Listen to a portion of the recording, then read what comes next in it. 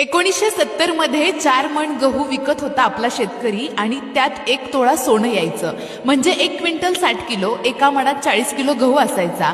म्हणजे 1 तोळं सोनं यायचं 4 मन गहू विकले की. आज सोन्याची किंमत 1,30,000 झाली आहे आणि वाढत सुद्धा आहे.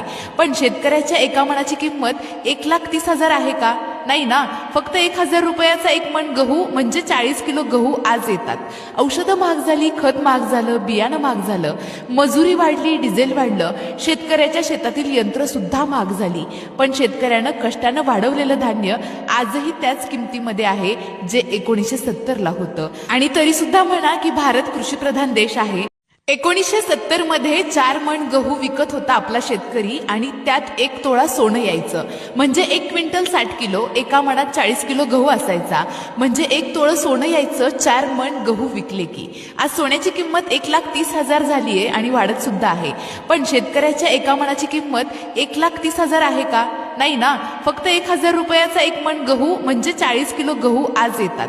औषधं महाग झाली, खत महाग झालं, बियाणं महाग झालं, मजुरी वाढली, डिझेल वाढलं, शेतकऱ्याच्या शेतातील यंत्र सुद्धा महाग झाली.